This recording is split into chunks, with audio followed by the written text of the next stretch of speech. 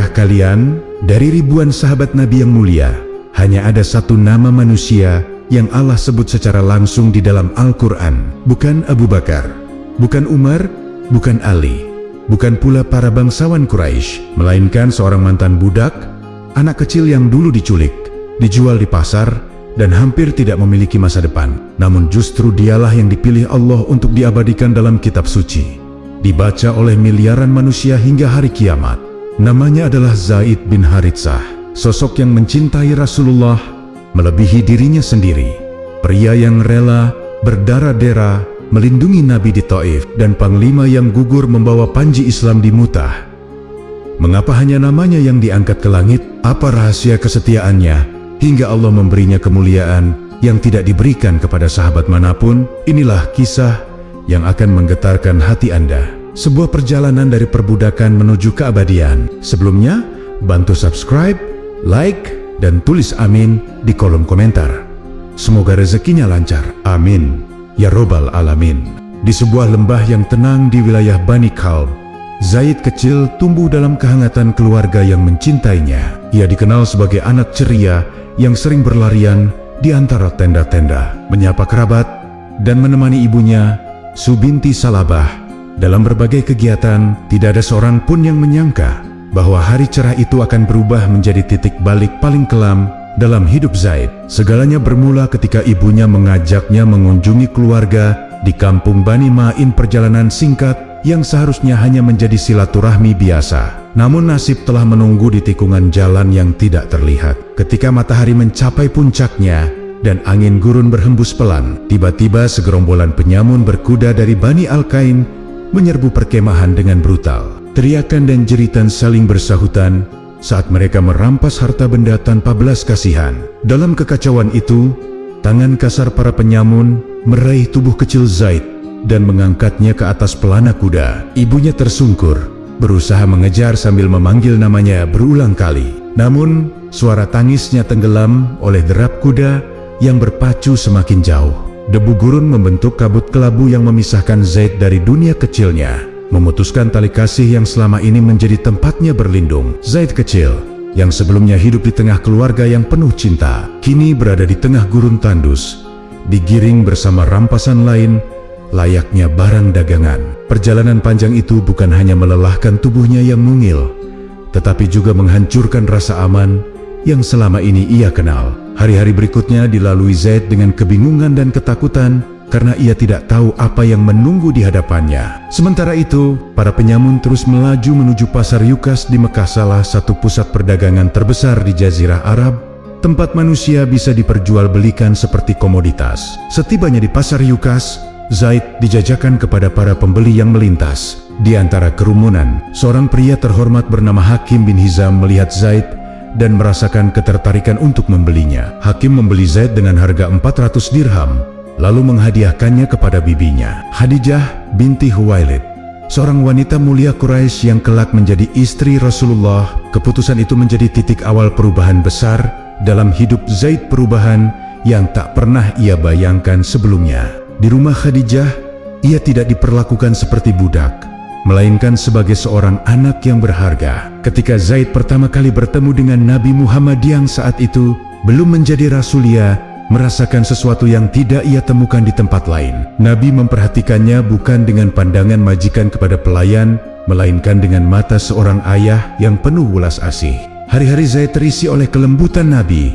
Cara beliau berbicara, mengasuh, dan melindungi membuat luka lama Zaid perlahan mereda. Di rumah itu, Zaid menemukan kedamaian baru yang menyembuhkan trauma dari penculikannya. Namun jauh di kampung Bani Kalb, sang ayah Haritsah bin Syarahil hidup dalam duka mendalam. Ia meratapi kehilangan Zaid dengan syair-syair yang mengiris hati, bertanya kepada setiap kafilah tentang kabar putranya, dan tidak pernah berhenti berharap bahwa suatu hari ia akan menemukannya kembali. Doa dan usaha itu kelak akan mempertemukan mereka kembali. Tetapi tragedi penculikan ini telah membentuk fondasi perjalanan hidup Zaid, sebuah perjalanan yang akan membawanya dari lembah duka menuju puncak kemuliaan bersama manusia termulia di muka bumi. Setelah perjalanan panjang dan melelahkan bersama para penyamun, Zaid akhirnya menetap di rumah Khadijah binti Khuwailid, wanita terhormat Quraisy yang dikenal karena kemuliaannya. Meski statusnya adalah budak, Zaid tidak merasakan kerasnya perbudakan di rumah ini. Khadijah memperlakukannya dengan penuh kelembutan,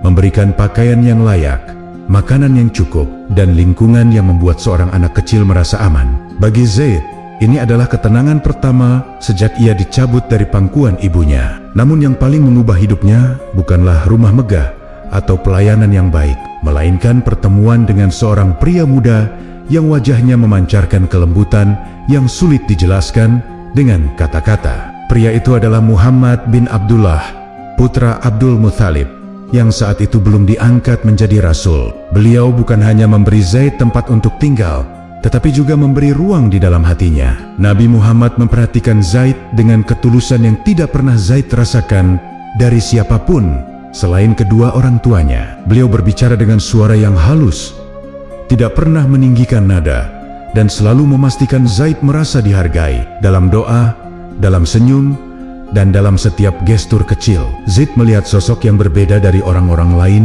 yang pernah ditemuinya. Hari-hari berlalu, dan Zaid mulai melihat Muhammad bukan sebagai tuan, tetapi sebagai sosok ayah yang melindungi. Nabi mengajarkan sopan santun, memberikan contoh akhlak, dan menjadikan rumah Khadijah sebagai tempat yang penuh ketenangan. Setiap kali Zaid merasa sedih atau mengingat keluarganya, Nabi selalu memiliki cara untuk menenangkannya, entah dengan mengajaknya berbicara, menuntunnya melakukan pekerjaan ringan, atau hanya dengan kehadiran yang menenteramkan. Kehidupan yang tadinya dipenuhi ketakutan, kini berubah menjadi perjalanan baru yang membawa harapan. Sementara itu jauh di kampung Bani Kalb, sang ayah Haritsah bin Syarahil belum menyerah. Setiap harinya ia menelusuri kafilah demi kafilah, menyanyikan syair tentang anaknya yang hilang. Rindu dan duka bercampur dalam setiap bait yang ia lantunkan. Hingga suatu hari, beberapa orang dari Bani Kalb melihat Zaid di Mekah dan mengenalinya. Mereka segera menyampaikan kabar itu kepada Haritsah. Kabar ini menjadi cahaya pertama yang menerangi hatinya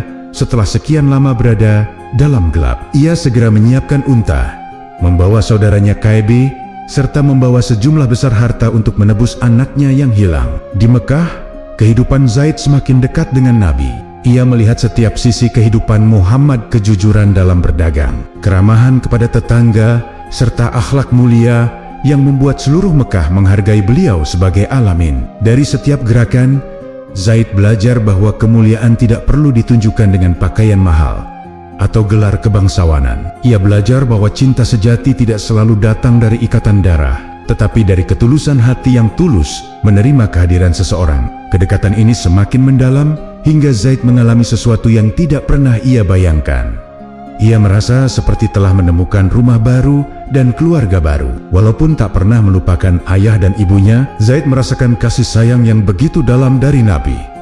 Kasih sayang ini kelak akan menguji pilihan hidupnya. Ketika ayah dan pamannya akhirnya tiba di Mekah dan ingin membawanya pulang. Namun, sebelum saat itu datang, episode ini menandai titik penting bahwa hubungan antara Zaid dan Nabi bukanlah hubungan budak dan majikan, melainkan dua jiwa yang dipertemukan oleh takdir ilahi untuk saling melengkapi dalam jalan menuju kemuliaan. Di kampung Bani Kalb, suasana rumah Haritsah bin Syarahil tidak pernah lagi sama sejak Zaid hilang. Ketika hari berganti malam dan malam kembali berganti fajar, kesedihan ayah itu justru semakin dalam. Ia duduk di depan tendanya, memandang gurun luas yang tak berujung, seolah berharap Zaid muncul dari arah mana saja. Tidak ada kabar, tidak ada petunjuk, hanya angin padang pasir yang sesekali membawa kembali ingatan tentang putranya yang periang. Haritsah tidak hanya kehilangan seorang anak, tetapi juga kehilangan bagian dari dirinya yang paling berharga. Untuk menenangkan hatinya, Haritsah menuangkan kesedihan itu dalam bait-bait syair. Di setiap syairnya, ia memanggil nama Zaid dengan suara bergetar, mendoakan keselamatannya, mengutuk nasib yang memisahkan mereka, dan berharap suatu hari dapat memeluk putra kecilnya kembali. Syair-syair itu bukan sekadar ratapan, melainkan hasrat seorang ayah yang menolak menyerah meski tidak tahu kemana harus melangkah. Ia bertanya kepada setiap kafilah yang datang dari berbagai arah, "Apakah kalian melihat seorang anak bernama Zaid?" Tetapi setiap jawaban yang diterimanya selalu sama gelengan kepala dan rasa kasihan. Hingga suatu hari, Cahaya kecil muncul di tengah kegelapan. Beberapa anggota kabilah Bani Kalb yang sedang perjalanan dagang melintasi Mekah melihat seorang anak yang mereka kenali sebagai Zaid.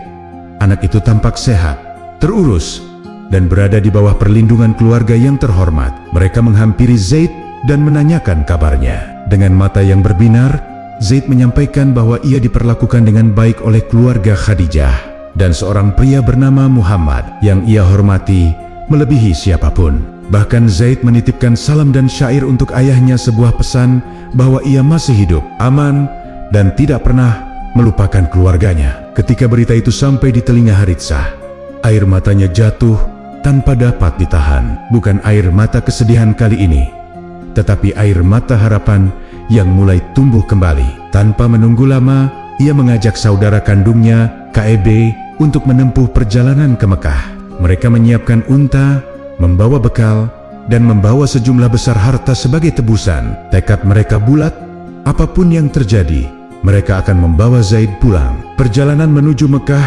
bukanlah perjalanan yang mudah. Gurun pasir yang panas di siang hari dan dingin di malam hari menguji fisik dan mental keduanya. Namun cinta seorang ayah mampu menyingkirkan segala rasa lelah.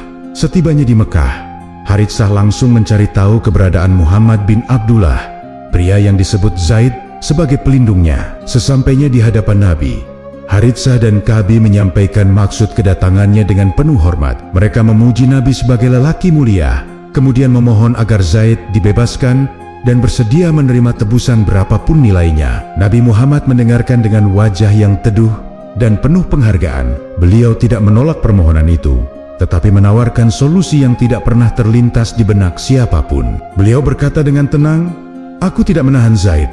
Jika ia memilih kalian, maka ia boleh pergi tanpa tebusan. Tetapi jika ia memilih tetap bersamaku, aku tidak akan memaksa dirinya untuk kembali." Sebuah keputusan yang begitu adil dan berwibawa, menggambarkan kebijaksanaan Nabi jauh sebelum beliau diangkat sebagai Rasul. Saat itu, Haritsah merasa campuran harap dan cemas. Ia yakin Zaid akan memilih keluarga, tetapi ia juga merasakan bahwa kehidupan Zaid di Mekah sangat berbeda dari seorang budak pada umumnya. Apapun yang akan terjadi, momen pertemuan itu menjadi titik penting dalam perjalanan Zaid menuju takdir besarnya. Ketika Nabi Muhammad menawarkan pilihan bebas kepada Zaid, suasana di pelataran Ka'bah seketika menjadi hening. Para pejalan yang melintas memperlambat langkah mereka, penasaran dengan pertemuan yang penuh emosi itu. Haritsah dan KEB berdiri dengan hati berdebar, mencoba menjaga wibawa, meski mata mereka tampak berkaca-kaca. Mereka sudah menempuh perjalanan jauh, melewati gurun panas, hanya untuk menghadapi jawaban yang akan ditentukan oleh seorang anak yang lama hilang. Nabi kemudian memanggil Zaid agar datang dan menghadapi keluarganya. Momen itu menjadi awal dari pertemuan yang akan mengubah hidup semua pihak. Ketika langkah kecil Zaid mendekat, Haritsah langsung mengenali wajah putranya, meski telah berubah. Bertahun-tahun rindu yang tertahan pecah dalam sekejap. KEB, sang paman, menatap Zaid dengan haru tak terucapkan. Tak percaya bahwa bocah yang dulu hilang kini berdiri di depan mereka dengan sehat dan terpenuhi. Sementara Zaid sendiri terdiam beberapa detik, menatap dua wajah yang pernah mengisi masa kecilnya. Ada kehangatan, ada ingatan, tetapi juga ada perubahan besar dalam hatinya. Perubahan itu bukan karena ia lupa keluarga, tetapi karena ia menemukan rumah baru yang membuatnya merasa aman. Sejak hari pertama di Mekah, Nabi Muhammad mendekati Zaid dengan lembut dan bertanya, "Wahai Zaid, apakah engkau mengenali mereka?" Zaid menjawab pelan, "Ya, ini ayahku dan ini pamanku." Suasana menjadi semakin emosional. Haritsah menyampaikan dengan suara berat, "Wahai anakku, pulanglah bersama kami. Kami telah mencarimu kemana-mana. Kami membawa tebusan apapun untuk mendapatkanmu kembali." KEB menambahkan kalimat persuasif, berharap hati Zaid tergerak. Mereka mengingatkan Zaid tentang rumahnya, tentang ibunya yang merindukannya, dan tentang statusnya yang bebas sebagai anggota Bani Kalb. Namun, Rasulullah tidak langsung mencampuri perasaan Zaid.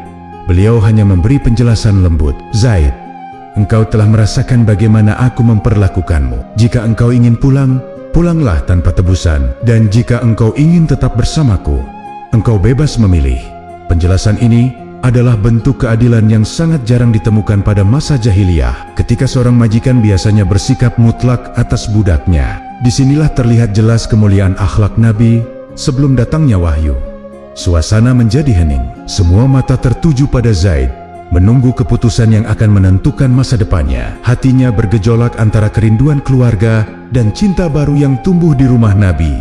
Lalu dengan nada yang mantap, Zaid berkata, "Aku memilih tetap bersama Muhammad." Keputusan itu mengguncang Haritsah dan Kaibi, tetapi mereka dapat melihat ketegasan di wajah Zaid. Sebuah ketegasan yang lahir dari pengalaman, bukan tekanan. Haritsah tertegun, tetapi ia tidak melihat tanda-tanda penderitaan pada diri anaknya.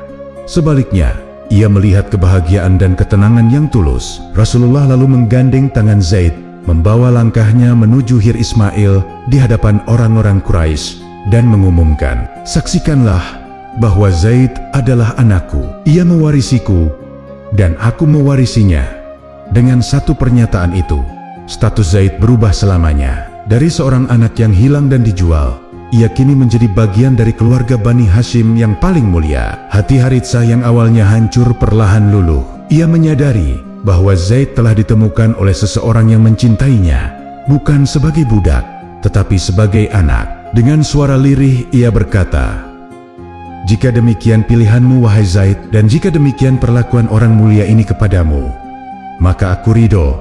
Ia pulang tanpa membawa Zaid, tetapi membawa ketenangan bahwa putranya berada di tangan yang terbaik. Sejak hari itu, keputusan Zaid untuk tetap bersama Nabi Muhammad menjadi buah bibir seluruh Mekah. Bagi masyarakat Arab yang menjunjung tinggi garis nasab dan kebebasan, pilihan seorang mantan budak untuk menolak keluarga kandungnya demi tetap bersama seorang pria Quraisy adalah sesuatu yang sulit dipahami. Namun bagi Zaid, pilihan itu bukan tentang status atau kemewahan. Ia memilih tempat di mana hatinya merasa utuh, aman, dan dicintai tanpa syarat. Di rumah Nabi ia menemukan kedamaian yang tidak pernah hilang sejak hari pertama ia diangkat dari pelana para penyamun. Nabi Muhammad menyadari betapa besar keputusan yang baru saja diambil oleh Zaid. Tidak membiarkan momen itu berlalu tanpa penghargaan. Dengan penuh kelembutan, beliau menggandeng tangan Zaid, membawanya menuju Hir Ismail, ruang suci di mana orang Quraisy kerap berkumpul dan menyelesaikan urusan penting. Di hadapan pemuka Quraisy, para bangsawan, dan masyarakat yang sedang melintas, Nabi Muhammad mengumumkan sesuatu yang membuat banyak orang terdiam. Beliau berkata lantang, "Wahai manusia, saksikanlah, Zaid adalah anakku. Ia mewarisiku dan aku mewarisinya." Pernyataan itu menjadi deklarasi resmi bahwa Zaid bukan hanya pelayan, tetapi anak angkat beliau berdasarkan adat Arab yang sah pada masa itu. Dalam sekejap, status Zaid berubah drastis. Ia bukan lagi budak yang hilang, melainkan putra dari salah satu keluarga paling terhormat di Mekah. Orang-orang mulai memanggilnya dengan nama baru, Zaid bin Muhammad. Sebuah gelar yang tidak hanya mengangkat derajatnya, tetapi juga memberi Zaid identitas baru yang diterima secara luas oleh masyarakat Arab. Bagi kaum Quraisy, pengangkatan ini terasa aneh, tetapi tidak ada yang dapat mengingkari bahwa tindakan itu mencerminkan kemuliaan akhlak Muhammad yang mereka kenal sebagai Alamin. Di balik kegembiraan itu, Zaid merasakan sesuatu yang tidak dapat ia jelaskan dengan kata-kata. Ia bukan hanya menerima nama baru, tetapi menerima tempat di hati seseorang yang memperlakukannya lebih baik dari siapapun yang pernah ia kenal. Kedekatan itu tumbuh semakin kuat. Zaid sering menemani Nabi ke berbagai tempat pasar, pertemuan, perjalanan jauh, bahkan urusan keluarga. Ketulusan Nabi membuat Zaid merasa bahwa dunia yang dulu menghancurkan masa kecilnya kini memberikan hadiah yang jauh lebih besar. Sementara itu, di kampung halamannya, kabar pengangkatan Zaid menjadi anak Muhammad sampai ke telinga sukunya. Pada awalnya, mereka terkejut, tetapi ketika mereka mendengar bahwa keputusan itu disertai persetujuan ayah kandungnya, Haritsah, hati mereka menjadi tenang. Mereka tahu bahwa Zaid tidak akan pernah diperlakukan sebagai budak lagi, melainkan sebagai anak dari pria paling mulia yang dikenal seluruh Mekah. Keputusan ini juga menyingkap karakter Nabi Muhammad yang lembut dan penuh kasih sayang jauh sebelum menerima wahyu. Ia tidak hanya menyelamatkan Zaid dari perbudakan, tetapi mengembalikan martabatnya sebagai manusia yang bermartabat tinggi. Bagi Zaid, inilah bukti cinta yang melampaui batas-batas nasab, status, dan adat. Namun, Keputusan besar ini hanyalah permulaan. Kelak, ketika wahyu mulai turun, status anak angkat dan gelar bin Muhammad akan menghadapi ujian besar. Sebelum momen itu tiba, hubungan Zaid dan Nabi telah terikat oleh cinta dan kesetiaan yang tidak mudah dipatahkan oleh apapun. Setelah Zaid secara resmi menjadi anak angkat Nabi Muhammad, kedekatan keduanya semakin kuat. Mereka hidup dalam satu rumah yang dipenuhi ketenangan, kejujuran, dan kasih sayang yang tulus. Namun suasana itu perlahan berubah ketika cahaya pertama dari langit turun ke Gua Hiro. Nabi Muhammad kembali dalam keadaan gemetar, menggigil, dan dipenuhi rasa takut setelah bertemu malaikat Jibril. Zaid yang tinggal di rumah itu menyaksikan kegelisahan tersebut dengan mata kepalanya sendiri. Ia melihat bagaimana Khadijah dengan penuh kelembutan menenangkan suaminya, dan ia mendengar iatiyat pertama yang belum pernah didengar manusia manapun sebelumnya. Ari Demi, Ari Zaid menyaksikan perubahan besar dalam hidup keluarga itu. Muhammad bukan lagi hanya lelaki terpercaya Mekah, tetapi seorang utusan Allah yang membawa pesan langit. Dalam keheningan rumah, Nabi mengajarkan ayat pertama yang turun. Zaid mendengarkannya dengan penuh perhatian, dan tanpa ragu, ia menerima kebenaran wahyu itu. Ia tahu betul bahwa sosok yang tidak pernah berbohong kepada manusia, mustahil berbohong atas nama Tuhan. Dengan hatinya yang jernih, ia menjadi salah satu dari As-Sabiqunal Awwalun, orang-orang pertama yang memeluk Islam. Zaid memeluk Islam bukan karena tekanan, bukan pula karena ingin menyenangkan Nabi, tetapi karena ia merasakan kebenaran itu meresap langsung ke dalam dadanya. Ia melihat sendiri akhlak Muhammad sebelum diangkat sebagai rasul lembut, jujur, dan penuh kasih. Ketika kemudian Allah memilih beliau sebagai nabi, Zaid semakin yakin bahwa ia berada di sisi manusia paling mulia. Ia pun berdiri bersama Ali bin Abi Thalib yang masih remaja, Khadijah yang setia, dan keluarga kecil itu dalam suget-suget rahasia yang dilakukan sebelum Islam disebarkan secara terbuka. Namun, perjalanan menjadi orang beriman tidak selalu mudah. Ketika dakwah Islam mulai dilakukan secara terang-terangan, badai ujian langsung menghantam. Zaid menyaksikan sendiri bagaimana kaum Quraisy mengejek Nabi, menuduhnya sebagai penyair gila, pemecah belah kabilah, bahkan seorang tukang sihir. Mereka melemparkan pasir ke kepala beliau, menaruh kotoran di punggung saat beliau sujud, dan menutup pintu pintu rumah ketika beliau mendatangi mereka. Bagi Zaid, setiap hinaan kepada Nabi adalah luka yang menusuk langsung ke dalam hatinya. Meski sering dipenuhi amarah, Zaid selalu mengikuti perintah Nabi untuk bersabar. Ia berdiri layaknya perisai, menemani Nabi melewati gang-gang Mekah yang sempit, memastikan tidak ada orang yang mencoba melukai beliau dalam setiap langkah yang mereka ayun bersama. Zaid menguatkan niatnya untuk berada di sisi Nabi apapun yang terjadi. Kesabarannya ditempa oleh kerasnya penolakan Quraisy, sementara cintanya kepada Rasulullah semakin mengakar kuat seperti pohon yang tertancap dalam tanah. Ujian semakin berat ketika tahun kesedihan datang, tahun di mana Khadijah wafat, disusul Abu Thalib, pelindung Nabi di Mekah. Tanpa dua sosok itu, serangan Quraisy semakin ganas. Zaid merasakan betapa beratnya beban yang Nabi tanggung. Dalam masa-masa sulit itu, ia tidak pernah menjauh.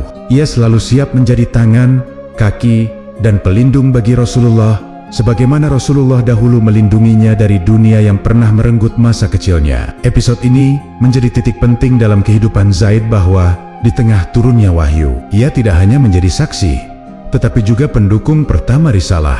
Dan kesetiaan inilah yang akan membawanya menuju ujian yang jauh lebih berat di masa mendatang. Sejak dakwah Nabi Muhammad dilakukan secara terang-terangan, udara di Mekah seakan berubah menjadi medan ujian yang tak henti-hentinya. Zaid, sebagai salah satu muslim pertama dan anak angkat Nabi, merasakan langsung tekanan yang menghimpit setiap langkah kaum muslimin. Quraisy yang selama ini menghormati Nabi sebagai alamin, kini menjadikannya sasaran penghinaan dan kemarahan karena ajaran barunya dianggap mengancam tatanan sosial mereka. Zaid berdiri di sisi Nabi, menyaksikan bagaimana sosok yang ia cintai dihina tanpa henti, namun tetap membalas semuanya dengan kesabaran dan keluhuran akhlak. Setiap hari, Zaid menyertai Nabi melintasi lorong-lorong sempit Mekah untuk menyampaikan wahyu yang baru turun. Namun perjalanan itu hampir selalu berakhir dengan kata-kata kasar, ejekan, bahkan kekerasan fisik. Ada hari-hari ketika seseorang melemparkan kotoran ke kepala Nabi,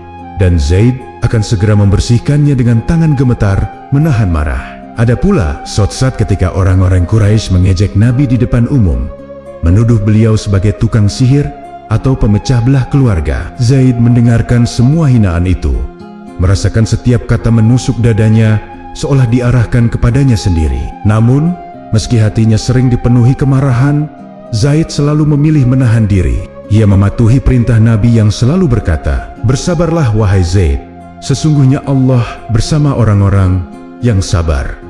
Kalimat itu menjadi penguat dalam menghadapi gelombang ujian yang tak kunjung mereda. Melihat Nabi tetap tegar dalam badai penghinaan, Zaid belajar bahwa kekuatan sejati bukan terlihat dari kemarahan, melainkan dari kemampuan menjaga hati tetap bersih meski dikelilingi kebencian. Sementara itu, jumlah kaum muslimin yang masih sedikit membuat tekanan Quraisy semakin terarah. Mereka mengisolasi, meneror, bahkan memboikot keluarga Nabi.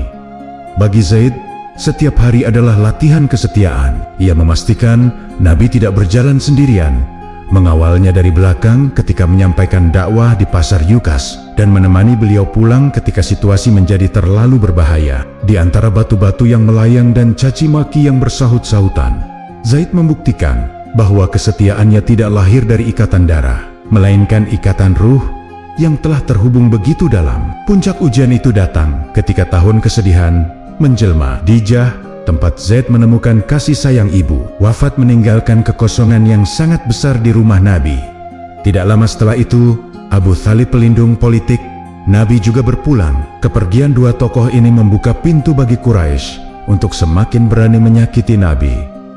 Zaid melihat wajah Nabi yang bersedih namun tetap tegar dalam dakwah. Ia merasakan sendiri betapa besar kehilangan itu, seolah dua tiang besar yang menopang hidup mereka roboh dalam waktu berdekatan. Di tengah kesedihan ini, Zaid menjadi salah satu dari sedikit orang yang terus berdiri teguh di sisi Nabi. Ia hadir dalam setiap aktivitas dakwah, menjadi penopang di saat para sahabat lain juga menghadapi tekanan berat. Di setiap doa malam Nabi, Zaid mendengar lantunan ayat yang penuh harap kepada Allah agar umatnya diberikan kekuatan. Dan di setiap pagi, ia melihat Nabi bangkit kembali, melanjutkan perjuangan seakan tidak pernah jatuh. Episode ini menegaskan bahwa kesetiaan Zaid bukan sekadar ungkapan cinta, tetapi bukti nyata dari pengorbanan dan keteguhan di tengah badai. Ujian dakwah awal telah menempa dirinya menjadi pribadi yang kuat, siap menghadapi tantangan yang lebih berat, tantangan yang kelak akan menguji bukan hanya kesabaran, tetapi juga keberaniannya mengorbankan tubuh dan darahnya demi melindungi Nabi tercinta. Ketika tekanan Quraisy mencapai puncaknya dan jalan dakwah di Mekah hampir tertutup sepenuhnya, Nabi Muhammad memutuskan untuk mencari perlindungan dan peluang baru di Thaif. Kota pegunungan itu dikenal sebagai tempat yang subur, dihuni oleh kabilah Bani Syakif yang memiliki pengaruh besar. Nabi berharap bahwa jika para pemukanya menerima ajaran Islam atau setidaknya memberikan perlindungan, dakwah akan menemukan nafas baru. Dalam memilih pendamping untuk perjalanan berbahaya ini, Nabi tidak memilih bangsawan Quraisy atau tokoh besar lainnya. Beliau memilih Zaid bin Harits, sahanak angkatnya, sahabatnya, sekaligus orang yang selalu berada di sisi beliau dalam suka dan duka. Perjalanan menuju Taif ditempuh dengan berjalan kaki, menembus terik matahari dan jalur berbatu yang terjal. Meskipun jaraknya cukup jauh, Zaid tidak mengeluh sedikit pun. Baginya, apapun yang membuat Nabi merasa lebih aman adalah sebuah kehormatan. Namun setibanya di Taif, harapan itu runtuh seketika. Tiga pemuka Bani Syakif bukan saja menolak dakwah Nabi, tetapi juga menghina beliau dengan kata-kata yang menorehkan luka di hati. Bahkan, mereka memprovokasi budak-budak dan anak-anak kecil untuk mengusir Nabi dan Zaid dari kota itu secara kasar. Ketika Nabi dan Zaid mulai berjalan keluar Thaif, kerumunan massa mulai melempari mereka dengan batu. Lemparan itu bukan satu atau dua, tetapi hujan batu yang datang dari segala arah. Tumit Nabi pecah oleh hantaman, darah mengalir membasahi terompah beliau. Zaid yang melihat keadaan itu langsung bergerak tanpa berpikir panjang. Ia menjadikan tubuhnya sebagai perisai hidup, menghadang bata-bata yang diarahkan kepada Nabi. Kepalanya, punggungnya, dan lengannya menerima hantaman keras berkali-kali hingga darah menetes dari beberapa luka terbuka. Namun, Zaid tidak peduli pada rasa sakit itu. Setiap kali batu melayang, Zaid menghalangi dengan tubuhnya. Jika Nabi terhuyung, Zaid menopangnya. Jika batu terarah ke wajah Nabi, Zaid menjulurkan tangan atau dadanya. Tidak ada ketakutan dalam matanya, hanya tekad untuk memastikan bahwa tidak ada satupun batu yang menyentuh Nabi. Perjalanan keluar dari kota Taif yang seharusnya hanya memakan waktu singkat berubah menjadi siksaan panjang yang dipenuhi rintihan dan luka. Namun, Zaid tetap bertahan hingga mereka berhasil mencapai sebuah kebun anggur milik Utbar dan Syaibah bin Rabi'ah. Di bawah naungan pohon anggur, Nabi yang terluka parah mengangkat tangan dan berdoa. Doa itu bukan kutukan untuk penduduk Taif, melainkan pengaduan penuh kelembutan kepada Allah tentang kelemahan dirinya dan luasnya rahmat Tuhan.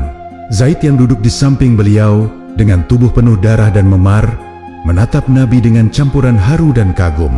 Ia tidak mengerti bagaimana seseorang yang baru saja disakiti sedemikian rupa masih mampu mendoakan kebaikan bagi orang-orang yang telah melukainya. Di saat itu juga, seorang budak Nasrani bernama Adas datang membawa setandan anggur. Ia terkejut ketika mendengar Nabi mengucapkan Bismillah, karena itu bukan kebiasaan bangsa Arab.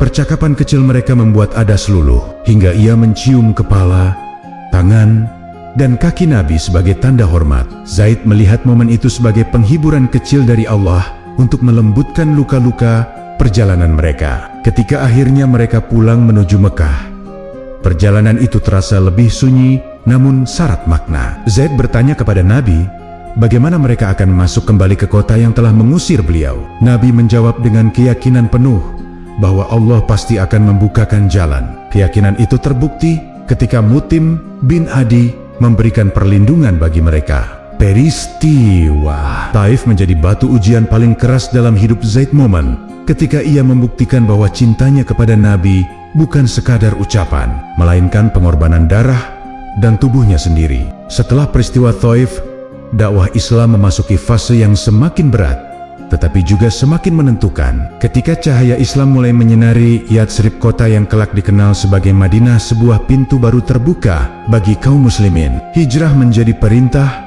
dan harapan. Kota itu siap menerima Nabi dan para pengikutnya, memberi mereka ruang untuk bernafas setelah bertahan-tahan tertekan di Mekah. Di tengah gelombang hijrah itu, Zaid bin Haritsah bergerak dengan langkah mantap, menyertai Nabi menuju kehidupan baru yang akan mengubah arah sejarah Islam. Setibanya di Madinah, suasana terasa berbeda dari Mekah. Wajah-wajah Ansar menyambut Nabi dengan penuh cinta dan antusiasme, seakan menyambut keluarga yang lama hilang. Rumah-rumah dibuka, makanan dibagikan, dan hati-hati terbuka untuk risalah Islam. Zaid merasakan ketenangan yang tidak pernah ia rasakan di Mekah. Udara Madinah membawa harapan baru. Dan di kota ini, peran Zaid tidak lagi hanya sebagai pendamping Nabi, tetapi sebagai bagian penting dari masyarakat Muslim yang sedang bertumbuh. Dalam upaya menyatukan para pendatang Muhajirin dengan penduduk Ansar, Nabi mempersaudarakan mereka secara resmi. Persaudaraan ini bukan seremonial kosong, melainkan ikatan hak dan kewajiban yang setara dengan hubungan keluarga. Di antara pasangan persaudaraan yang dibentuk, terdapat satu yang membuat seluruh masyarakat tertegun. Nabi mempersaudarakan Zaid bin Haritsah, seorang bekas budak, dengan Hamzah bin Abdul Muthalib, paman Nabi sekaligus bangsawan Quraisy yang sangat disegani. Dengan keputusan ini, Nabi menghancurkan batas-batas kasta sosial jahiliyah yang memandang status keturunan sebagai ukuran kehormatan. Zaid menerima persaudaraan itu dengan hati penuh syukur. Hamzah menyambutnya dengan pelukan hangat dan penghargaan sejati, memperlakukan Zaid bukan sebagai bekas budak atau orang yang diangkat derajatnya, tetapi sebagai saudara yang setara. Langkah ini memberikan pelajaran besar kepada masyarakat Madinah, bahwa kemuliaan seseorang tidak diukur dari nasab, tetapi dari ketakwaan dan akhlak. Bagi Zaid, keputusan ini semakin menegaskan bahwa ia kini benar-benar menjadi bagian dari keluarga besar Islam yang dipersatukan oleh iman, bukan darah. Selain itu, hubungan Zaid dengan Nabi juga semakin kokoh. Para sahabat sering menyebut Zaid sebagai Hibu Rasulillah, kekasih Rasulullah. Julukan ini lahir bukan dari kedekatan darah, tetapi dari cinta dan kesetiaan yang tidak pernah goyah. Ia selalu berada di sisi Nabi dalam berbagai peristiwa penting, dari urusan rumah tangga hingga urusan negara. Nabi sering memuji kemuliaan hati Zaid dan menunjukkan kasih sayang yang mendalam kepadanya, sehingga para sahabat memahami bahwa kedudukan Zaid di hati Nabi bukanlah sesuatu yang biasa. Di Madinah, Zaid juga memulai perannya sebagai anggota komunitas muslim yang berkontribusi dalam pembangunan masyarakat. Ia ikut dalam salat-salat berjamaah, membantu kaum muslimin yang kesulitan, dan menjadi teladan akhlak bagi anak-anak muda Ansor. Selain itu, ia mulai ditempa sebagai calon pemimpin militer yang kelak akan memegang penji-penji Islam di tangan kokohnya. Kehidupan baru ini membuat Zaid tumbuh menjadi pribadi yang lebih matang dan bijaksana. Namun di balik semua ketenangan itu, Allah sedang menyiapkan ujian besar bagi Zaid. Sebuah ujian yang tidak hanya menyangkut dirinya, tetapi juga akan menjadi penetapan hukum syariat yang berlaku sepanjang masa. Ujian itu akan datang dalam bentuk pernikahan yang membawa hikmah besar, sekaligus membuka babak baru dalam perjalanan hidupnya. Di tengah kehidupan Madinah yang mulai stabil, Allah menyiapkan sebuah ujian besar untuk Zaid, ujian yang akan menyentuh perasaan, harga diri, dan kebiasaan sosial bangsa Arab. Nabi Muhammad yang ingin menghapuskan tradisi kasta dan kesenjangan status di tengah masyarakat mengusulkan sesuatu yang mengejutkan banyak orang. Beliau melamar Zainab binti Jahsy, sepupunya sendiri yang berasal dari keluarga terpandang Quraisy, untuk dinikahkan dengan Zaid, seorang mantan budak yang diangkat menjadi anaknya. Langkah ini bukan tanpa alasan. Nabi ingin menunjukkan bahwa kemuliaan di sisi Allah tidak diukur dari nasab atau status sosial, tetapi dari ketakwaan dan akhlak. Tawaran itu sampai kepada Zainab dan saudaranya, Abdullah bin Jahsy.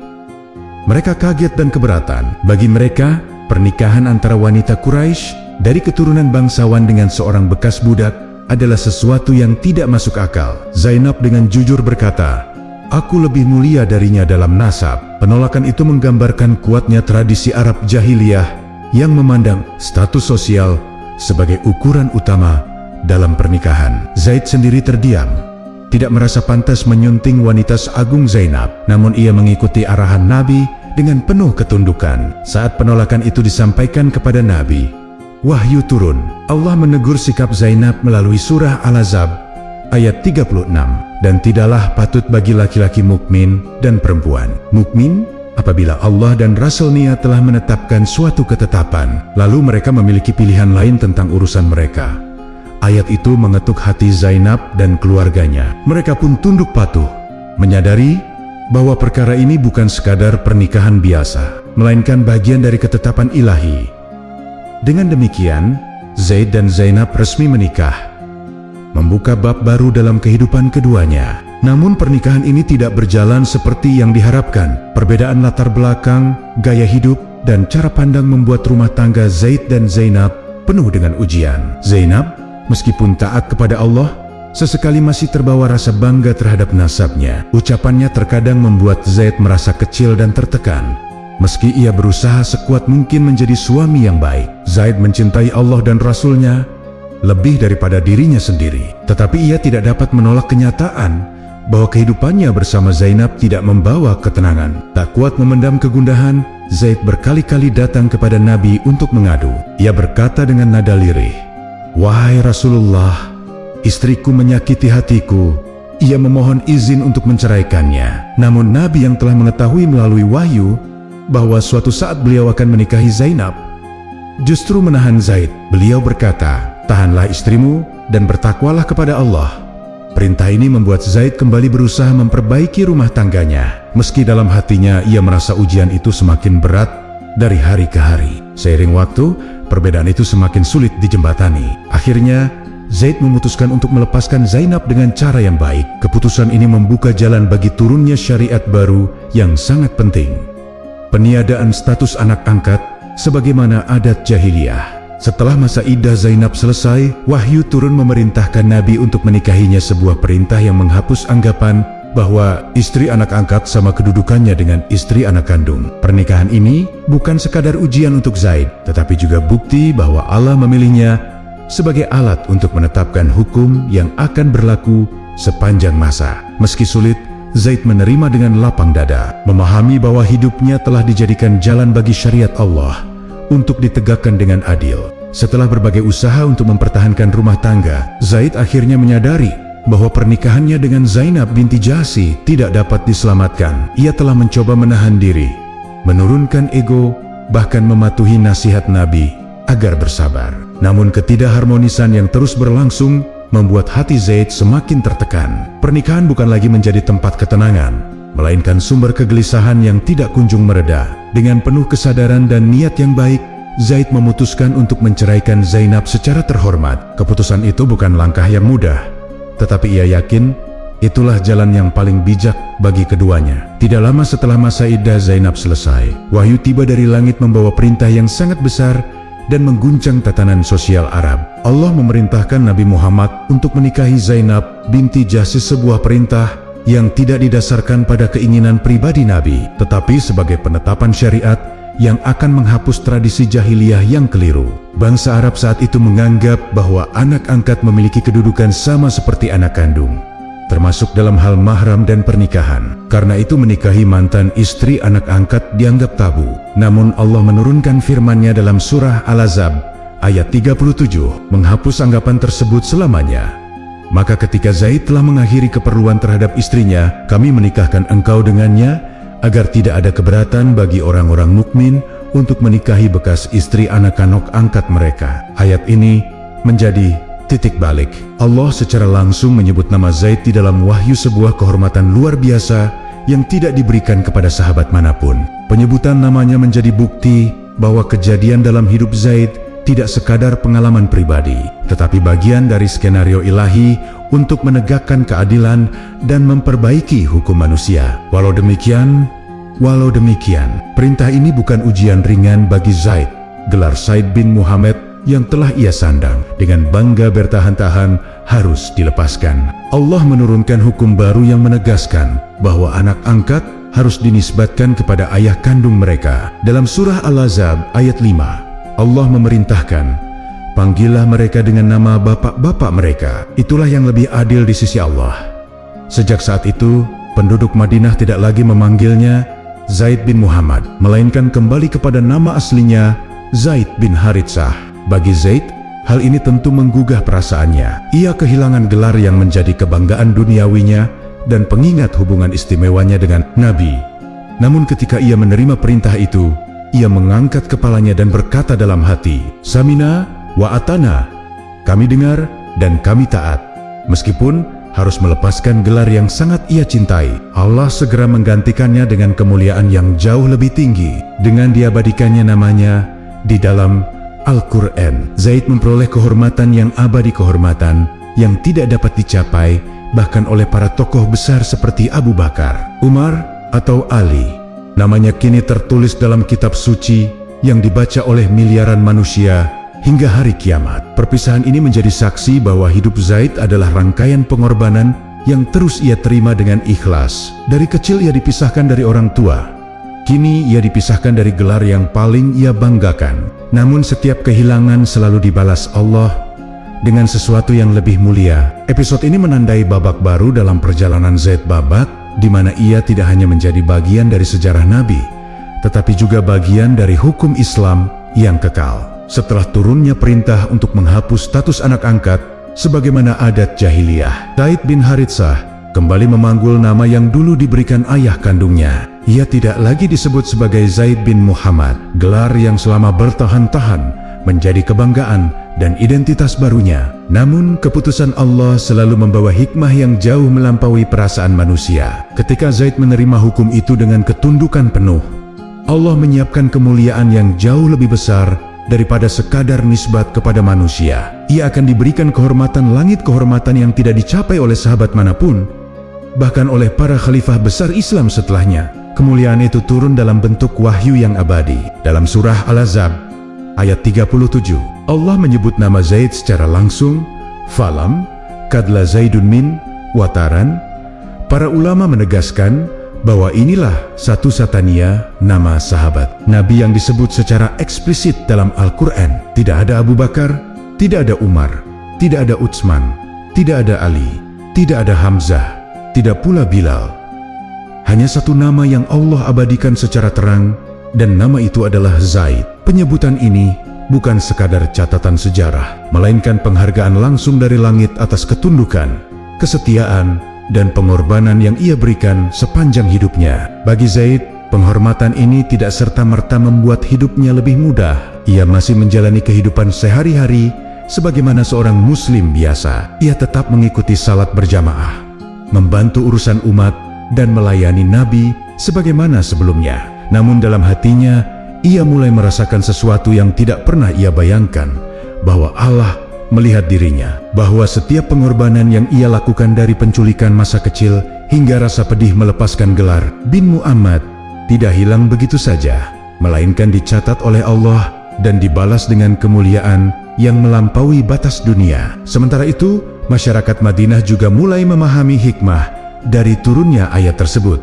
Mereka melihat bahwa Islam datang untuk menegakkan keadilan, bukan untuk mempertahankan tradisi yang tidak sesuai dengan wahyu. Mereka menyadari bahwa penetapan nama ayah kandung bukanlah bentuk pelecehan, melainkan penegasan bahwa nasab adalah hak yang suci. Namun, penyebutan nama Zaid dalam Al-Quran menunjukkan bahwa meskipun ia harus melepaskan gelar duniawi, Allah mengangkat derajatnya ke tingkat yang tidak dapat dicapai oleh siapapun melalui jalur nasab. Zaid tidak pernah membanggakan kehormatan ini. Ia menjalani hidup seperti biasa, rendah hati, taat, dan penuh kesetiaan kepada Nabi. Namun, para sahabat tidak dapat menyembunyikan kekaguman mereka. Beberapa dari mereka berkata dengan nada iri yang positif, Allah menyebut namanya dalam kitabnya. Sebagian lagi memandangnya dengan hormat setiap kali ia berjalan melewati majelis. Zaid menyikapinya dengan kesederhanaan yang sama, karena ia tahu bahwa kemuliaan bukanlah sesuatu yang ditampilkan, melainkan sesuatu yang dirasakan dalam hati. Penyebutan nama Zaid dalam Al-Quran juga menjadi pelajaran berharga untuk seluruh umat Islam hingga hari ini. Allah ingin menunjukkan bahwa kemuliaan bukanlah milik mereka yang memiliki nasab tinggi, kekayaan besar, atau kedudukan istimewa. Kemuliaan adalah milik mereka yang tulus, patuh, dan ikhlas menerima ketetapan Allah. Zaid adalah simbol dari prinsip ini, bahwa seorang mantan budak dapat menjadi figur yang namanya abadi dibacakan dalam salat, tadarus, dan pengajaran Al-Quran hingga hari kiamat. Dengan turunnya ayat itu, Zaid resmi menjadi salah satu tanda kebesaran Allah dalam perjalanan risalah Nabi Muhammad. Namun perjalanan Zaid tidak berhenti di sini. Kemuliaan spiritual yang ia terima akan segera diikuti tugas yang jauh lebih besar, tanggung jawab sebagai pemimpin pasukan Islam yang akan menguji keberaniannya di medan jihad. Seiring bertambahnya tahun-tahun di Madinah, Zaid bin Haritsah semakin dikenal bukan hanya sebagai sahabat dekat Nabi, tetapi juga sebagai sosok yang matang, tenang, dan memiliki kemampuan strategis yang menonjol. Islam mulai menghadapi ancaman dari berbagai arah, dan kebutuhan akan pemimpin pasukan yang berani serta dapat dipercaya semakin besar. Nabi Muhammad yang paling mengenal karakter dan kekuatan Zaid, melihat dalam dirinya potensi kepemimpinan yang luar biasa, potensi yang tidak dibatasi oleh status masa lalunya sebagai mantan budak. Zaid ditunjuk sebagai pemimpin dalam berbagai ekspedisi penting. Penunjukan ini membuat sebagian orang terkejut, karena masih ada banyak sahabat Quraisy yang memiliki nasab tinggi dan pengalaman panjang dalam peperangan. Namun Nabi tidak pernah menilai seseorang dari latar belakang sosial, melainkan dari ketakwaan, kecerdasan, dan loyalitasnya. Dalam berbagai misi, Zaid membuktikan bahwa beliau tidak salah memilih. Dalam ekspedisi ke Al-Gumum Alis dan As-Saraf, Zaid menunjukkan kepemimpinan yang efektif mengatur formasi pasukan, membaca pergerakan musuh, dan membuat keputusan cepat yang menyelamatkan banyak jiwa. Keberhasilan-keberhasilan ini membuat reputasi Zaid semakin kokoh. Ia dikenal sebagai pemanah hulung yang jarang meleset dan sebagai penunggang kuda yang lincah di medan perang. Para sahabat dari kalangan bangsawan pun menghormatinya. Umar bin Khattab, Abu Ubaidah bin Al-Jarrah, dan bahkan Ali bin Abi Thalib pernah berada dalam misi yang dipimpin Zaid, dan mereka tidak pernah keberatan dipimpin oleh seorang mantan budak. Inilah bukti bahwa Islam telah menghapus batas-batas sosial yang selama ini membelenggu bangsa Arab. Di rumah, Zaid menjalankan peran penting sebagai ayah bagi Usamah bin Zaid. Anak itu tumbuh menyaksikan ayahnya memimpin pasukan, memikul panji, dan mendekatkan dirinya kepada Nabi. Zaid tidak hanya mengajarkan Usamah tentang keberanian dan jihad, tetapi juga tentang kelembutan dan kasih sayang. Ia sering membawa Usamah ke majelis Nabi, memperkenalkannya kepada sahabat-sahabat yang mulia, dan menanamkan nilai-nilai Islam sejak dini. Usamah tumbuh menjadi pemuda yang memiliki kecerdasan, ketegasan, dan hati yang bersifat-sifat yang diwarisi dari ayahnya. Ketika Aisyah radhiyallahu anha ditanya tentang kedudukan Zaid, ia menjawab dengan penuh keyakinan, Rasulullah tidak pernah mengutus Zaid dalam suatu pasukan, kecuali beliau mengangkatnya sebagai pemimpin. Bahkan, lebih jauh lagi, Aisyah menuturkan sebuah pernyataan yang menggetarkan, andai Zaid masih hidup, sungguh Rasulullah akan mengangkatnya menjadi khalifah. Ucapan ini menegaskan betapa besarnya rasa percaya Nabi kepada Zaid, kepercayaan yang tidak diberikan kepada sembarang orang. Meski demikian, Zaid tetap menjadi sosok yang rendah hati. Ia tidak pernah membanggakan kedudukan militernya, tidak mencari perhatian, dan tidak memanfaatkan kedekatannya dengan Nabi untuk keuntungan pribadi. Ia lebih suka menghabiskan waktu dengan keluarganya atau membantu para sahabat dalam urusan harian. Tetapi hati Nabi tetap memandang Zaid sebagai salah satu orang paling istimewa. Beliau sering memuji Zaid di hadapan para sahabat, menyebutnya dengan julukan Hibu Rasulillah, kekasih Rasulullah. Namun semua kemuliaan ini bukanlah akhir dari tugas Zaid. Allah menyiapkannya untuk sebuah misi yang jauh lebih besar, misi yang akan menguji keberanian dan keteguhan imannya hingga batas terakhir. Pertempuran itu kelak akan dikenal sebagai salah satu pertempuran paling heroik dalam sejarah Islam, dan Zaid, sang pemimpin pilihan Rasulullah, akan menjadi orang pertama yang menghunus pedang dalam pertempuran itu. Tahun ke-8 Hijriah menjadi salah satu tahun paling genting dalam sejarah umat Islam. Ketegangan di wilayah Syam meningkat tajam setelah kabar mengerikan datang ke Madinah. Utusan Rasulullah, Al-Harits bin Umair Al-Asdi, dibunuh secara kejam oleh Syurahbil bin Amr Al-Ghassani, seorang pemimpin bawahan Kekaisaran Romawi Timur. Pembunuhan seorang utusan diplomatik adalah pelanggaran besar dan pernyataan permusuhan yang tidak dapat dibiarkan begitu saja. Rasulullah menyadari bahwa ini bukan masalah kecil, ini adalah tantangan besar yang harus dijawab demi menjaga kehormatan umat dan stabilitas dakwah. Untuk menghadapi ancaman ini, Nabi memerintahkan kaum muslimin memobilisasi pasukan besar berjumlah 3.000 orang. Pada masa itu kekuatan sebesar itu sudah sangat besar untuk sebuah ekspedisi yang jauh dari Madinah. Namun ancaman Romawi dengan pasukan yang lebih terstruktur dan didukung oleh aliansi suku-suku Arab Kristen membuat keputusan itu sangat logis. Ketika waktu pengiriman pasukan tiba, Rasulullah berdiri di hadapan mereka, memegang panji perang berwarna putih, lalu menyerahkannya kepada orang yang paling beliau percayai, Zaid bin Haritsah. Penunjukan ini membuat sebagian besar sahabat memahami betapa tinggi kedudukan Zaid di mata Nabi. Beliau bersabda dengan suara yang tegas namun bergetar, pemimpin pasukan ini adalah Zaid bin Haritsah. Jika Zaid gugur, maka pemimpin setelahnya adalah Ja'far bin Abi Thalib. Jika Ja'far gugur, maka setelahnya Abdullah bin Rawahah. Penetapan berjenjang ini jarang terjadi dan membuat pasukan paham bahwa pertempuran yang akan mereka hadapi bukanlah pertempuran biasa. Rasanya seolah Nabi sudah melihat masa depan, bahwa peperangan ini akan menelan para pemimpin dengan cepat. Zaid menerima panji itu dengan tangan kokoh, sementara hatinya bergetar bukan karena takut, tetapi karena kerinduan untuk memenuhi janji kepada Allah. Ia memandang ke arah utara, seakan ia bisa melihat medan perang yang jauh di depan. Bagi Zaid, memimpin pasukan ini adalah kehormatan terbesar, sekaligus amanah yang sangat berat. Di balik amanah itu, ia juga merasakan kesedihan Nabi yang tidak terucapkan. Rasulullah mencintainya seperti seorang ayah mencintai anaknya, dan melepaskan Zaid ke medan perang adalah salah satu momen paling sulit bagi beliau. Ketika pasukan bergerak keluar dari Madinah, jalan-jalan kota itu dipenuhi penduduk yang menyaksikan keberangkatan mereka. Debu yang mengepul di belakang kuda dan unta menjadi simbol perjalanan yang penuh risiko. Para sahabat memandang Zaid dengan hormat. Tidak sedikit yang bertanya-tanya bagaimana seorang mantan budak bisa berdiri sebagai panglima pasukan terbesar umat Islam saat itu. Tapi itulah Islam, agama yang menilai manusia bukan dari lahirnya, tetapi dari kesetiaan dan ketakwaannya. Pasukan muslim berangkat membawa bekal iman, keberanian, dan tekad yang tidak tergoyahkan. Mereka menempuh perjalanan panjang menuju daerah Syam, dipimpin oleh Zaid yang selalu berada di barisan depan. Sesampainya di sebuah kota perbatasan bernama Mon, pasukan menerima kabar yang mengejutkan. Romawi telah menyiapkan pasukan yang jumlahnya tidak terbayangkan. Riwayat menyebutkan 100.000 tentara Romawi ditambah 100.000 pasukan Arab Kristen yang menjadi sekutu mereka.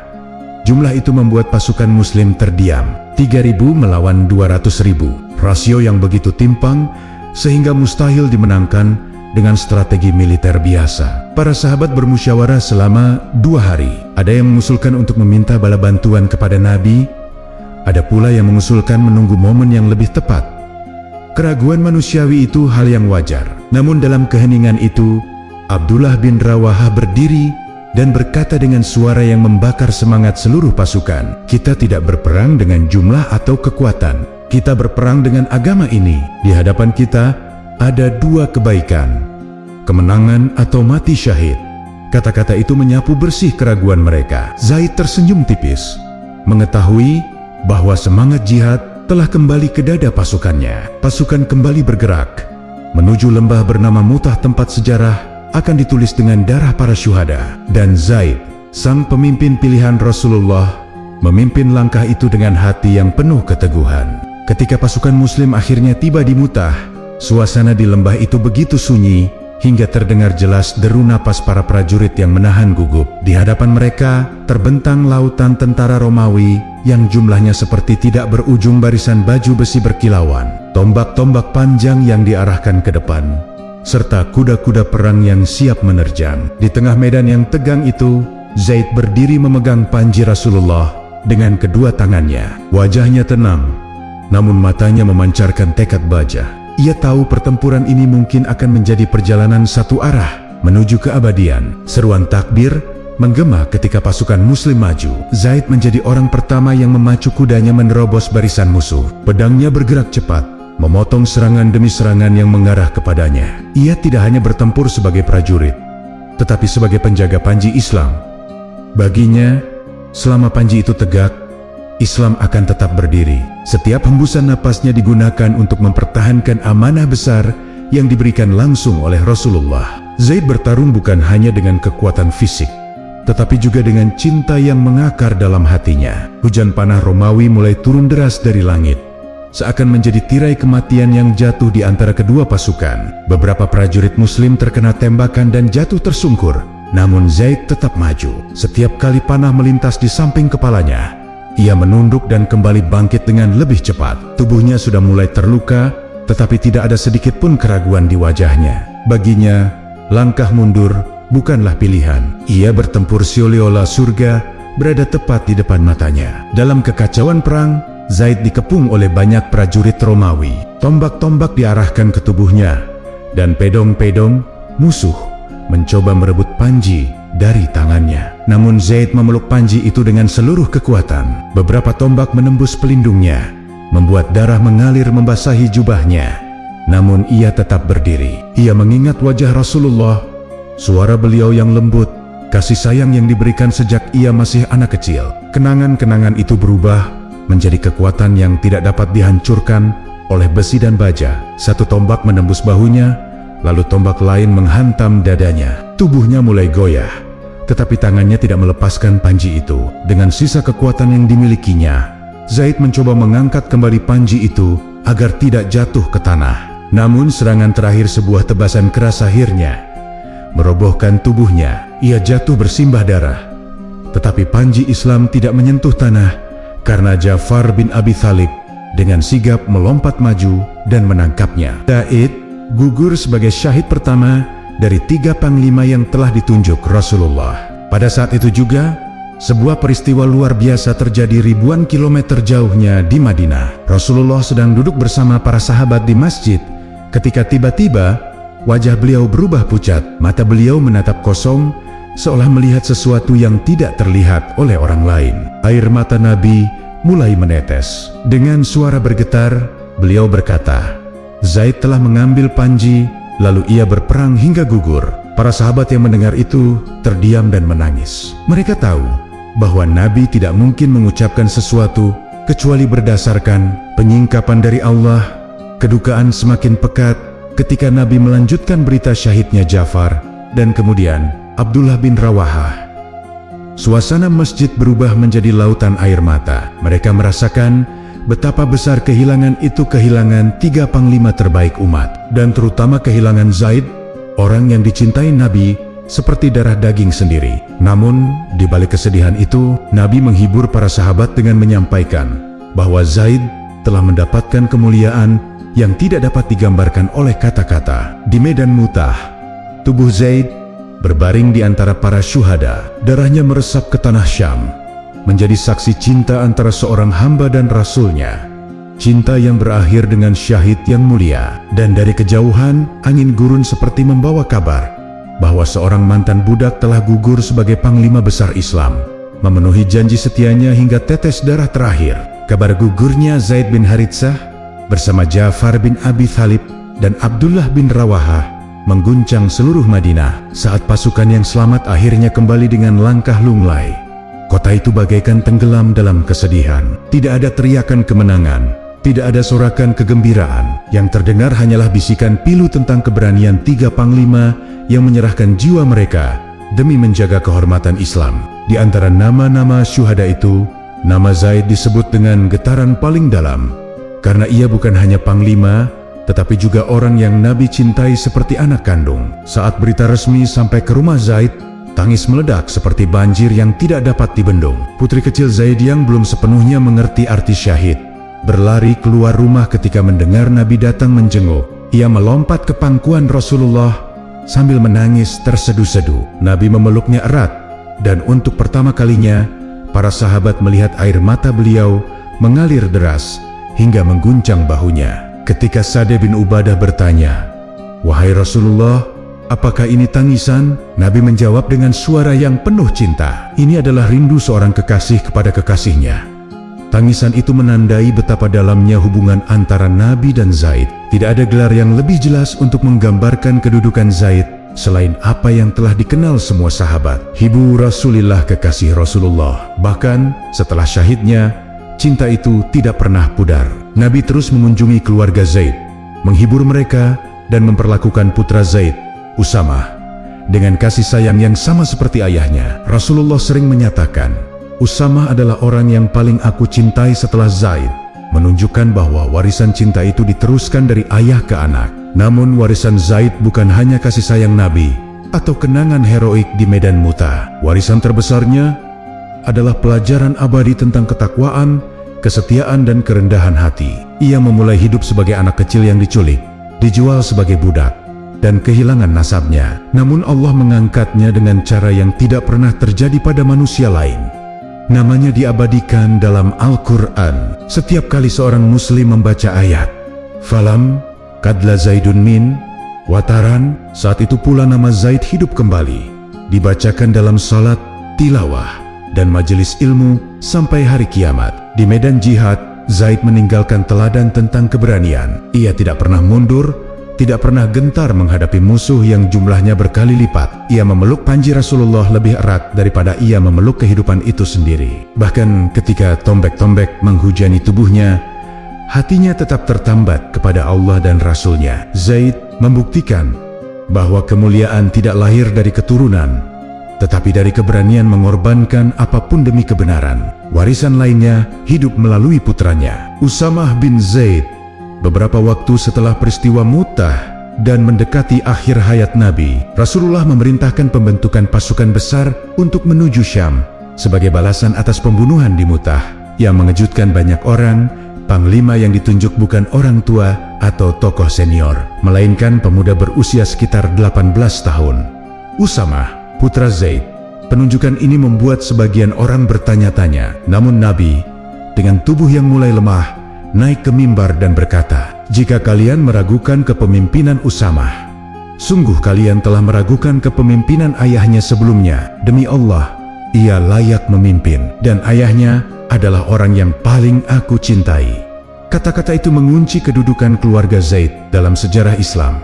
Mereka bukan bangsawan, bukan pemilik kekayaan besar, tetapi mereka adalah pemilik hati yang dicintai Nabi dan dimuliakan Allah. Ketika Zaid gugur sebagai syahid, Allah menggantinya dengan anak yang melanjutkan perjuangannya. Ketika ia kehilangan gelar bin Muhammad, Allah menggantinya dengan kehormatan abadi di dalam wahyu. Kini, lebih dari 14 abad telah berlalu. Jasad Zaid telah menyatu dengan tanah syuhada Mu'tah di Yordania.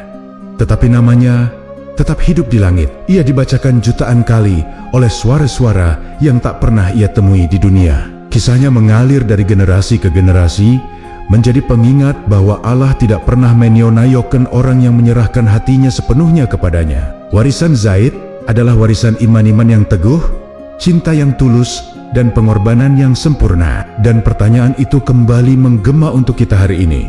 Sudahkah kita mencintai Allah dan Rasul-Nya sekuat Zaid mencintai mereka?